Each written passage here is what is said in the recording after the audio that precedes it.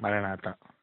ప్రియులారా, మరొకసారి ఈ విధముగా కలుసుకోవడం బట్టి ఏర్పాటు చేయబడిన దేవుడికి ఆయన నామానికి మహిమ కలుగును కాక.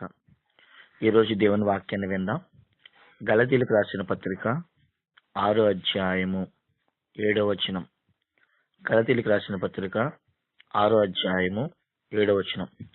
మోసపోకుడి, దేవుడు వెక్కిరింపబడడు. మనుషుడు ఏమి విత్తునో ఆ పంటనే కోయును. చాలండి.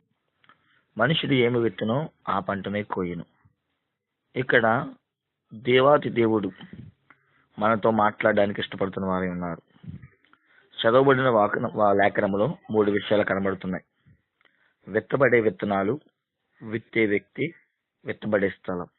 మళ్ళీ చెప్తున్నాను, విత్తబడే విత్తనాలు, విత్తే వ్యక్తులు, విత్తబడే స్థలం. వ్యక్తులు 3, విత్తేవారు 3. మనిషి, దేవుడు, సాతాను. మనిషి, దేవుడు, సాతాను. విత్తే ప్రదేశం 3 పొలంలోనే, అనగా మన హృదయం. విత్తే ప్రదేశం హృదయం. ఏం విత్తుతున్నారు? మనుషుడేం విత్తుతున్నాడు? దేవుడేం విత్తుతున్నాడు? సాతాను ఏం విత్తుతున్నాడు? మనుషులను మొదటగా మనం గమనించిన వారైతే మనుషులు 4 రకాలు. మత్తయి సువార్త 13వ అధ్యాయము 1 నుండి 13 వచనాల్లో 4 రకాలైన మనుషులు. త్రోవ పక్కన తప్పిపోయిన మనిషి, 2 కఠిన మనిషి, 3 కఠిన హృదయం కలిగిన మనిషి, 4 మంచి మనిషి. మొట్టమొదటిసారిగా మనిషి విత్తే విత్తనాలు 4 రకాలు. మనిషి విత్తే విత్తనాలు 4 రకాలు. మొదటిగా సామెతల గ్రంథము 11వ అధ్యాయము 18వ వచనం.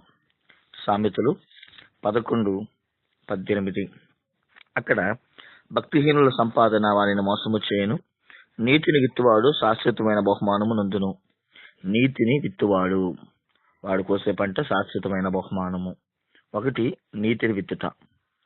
అదే రెండోది మనం చూసిన వారమైతే ప్రియులారా, అదే సామెతల గ్రంథము 22వ అధ్యాయము 8వ వచనం. 22:8. దౌష్టమును విత్తువాడు కీడును కోయును. ఒకడు మంచిది విత్తుతున్నాడు, రెండోది పనికిమాలిన విత్తుతున్నాడు. మొదటి వాడు నీతి విత్తాడు, శాశ్వతమైన కృపను. దౌష్టమును విత్తాడు, కీడును కోశాడు. అలాగే మూడోది మనం చూసిన వారమైతే గలతీలకు రాసిన పత్రిక 6వ అధ్యాయం 7 నుంచి 9 వచనాల్లో శరీరిచ్చులు విత్తువాడు రోగమునకు లోనవుతున్నట్లుగా శరీర క్రియలు చేయవాడుగా 4వ వాడు కనబడుతున్నాడు. ఈ లోకంలో శరీరంతో తన ఇష్టమస్తులు గడిపేవాడుగా మనిషి విత్తుకుంటున్నాడు శరీర ఇచ్చలు. 4వది మనం గమనించిన వారి గలతీలకు రాసిన పత్రిక అక్కడ గలతీలకు రాసిన పత్రిక 5వ అధ్యాయము 19 నుంచి ప్రియులారా.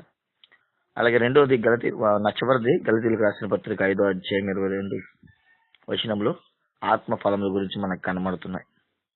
మనుషుడు 4 రకాలు విత్తుతున్నాడు. 1 నీతిని విత్తి బహుమానం పొందితే, 2 దౌష్టాన్ని విత్తి కీడును కొనుక్కుంటున్నాడు లేదా కీడును కోస్తున్నాడు. శరీరిచ్చలు విత్తి ఆ యొక్క రోగాలు తెచ్చుకుంటుంటే, ఆత్మఫలం విత్తి పరలోకానికి సంపాదించేవారు. మనుషులు 4 రకాలుగా మనము ఇక్కడ కనబడుతున్నారు ప్రియులారా. అలాగే ఆ మనిషి విత్తే స్థలము అతని హృదయమే కాబట్టి మనిషి విత్తే విత్తనాలు ఇక్కడ మనకు కనబడుతున్నాయి. రెండోదిగా దేవుడు విత్తే విత్తనాలు. మనం చూసిన వారి మీద దేవుడు విత్తే విత్తనం ఒకటే, దేవుని వాక్యం. 1 పేతురు పత్రిక 1వ అధ్యాయము 23వ వచనంలో మనకి అక్కడ శాశ్వతమైన జీవగల దేవుని వాక్యం మూలముగా అక్షయ బీజం నుండి పుట్టబడిన వారు గనుక నిష్పటమైన సోదరి ప్రేమ కలుగునట్లు మీరు సత్యమును విధేయులకు చేత మీ మనసును పవిత్రపరుచుకున్న వారయుండి ఒకరినొకరు హృదయపూర్వకంగాను వికటముగాను ప్రేమించుడి అన్న మాటను, సర్వ శరీరులు గడ్డిని పోలిన వారు అదంతయు గడ్డి పువ్వు వలె వారు అంతమంతయు గడ్డి పువ్వు వలె ఉందురు, గడ్డి ఎండును దాని పువ్వులు రాలును, అయితే ప్రభు వాక్యం ఎల్లప్పుడూ నిలుచును అన్న మాట కనబడుతుంది. గడ్డి ఎండును, పువ్వు రాలును. ఆలోచించండి ప్రియులారా, దేవుడు విత్తనాన్ని విత్తాడు, కానీ విత్తనములో చెట్టు ఉంది. అయితే దేవుని వాక్యము ఎప్పుడైతే విత్తబడుతుందో ఆ వాక్యము క్రీస్తును ఉత్పత్తి చేస్తుంది. ఒక వ్యక్తిలో దేవుడిపై అపూర్వమైన విశ్వాసం కలిగేటట్లు చేస్తుంది. దేవుడు విత్తే విత్తనం దేవుని వాక్యం. చివరిదిగా సాతాను విత్తే వాక్యం. సాతాను విత్తే వాక్యం మత్తయి సువార్త 13వ అధ్యాయము 24-25 వచనాలు. సాతాను విత్తే వాక్యం గురుగులు. అవి గోధుమల వలె ఉంటాయి, అచ్చం దేవుని వాక్యం వలె ఉంటుంది. కానీ దాని మార్గం ఏంటి అంటే చివరికి అగ్నిగుండం. ఈ మాటలు వింటున్న దేవుని స్తోత్రులారా, దేవుని ప్రియులారా, ఎప్పుడైనా మనిషిగా నువ్వు ఏం విత్తుతున్నావు, ఏం విత్తించుకుంటున్నావు అంటే దేవుని వాక్యమా, లేదంటే చెడ్డ మాటలు నీ హృదయంలో నీ చెవిలో విత్తుకుంటే నరకానికి వెళ్తామని గుర్తిరిగి ఇప్పుడైనా మారు మనసు పొందడానికి ఈ మాటలు పనికొస్తాయి. ఇంకా మీకు ఇతర వాక్యాలు కావాలనుకుంటే ప్రియులారా మమ్మల్ని సంప్రదించండి. ఇవ్వబడిన దానికి ఒక ఫోన్ చేయడం కానీ లేదంటే మమ్మల్ని సంప్రదించడం కానీ చేస్తే మీకు ఉచితంగా సీడీ ఇవ్వబడుతుంది. మరణాత.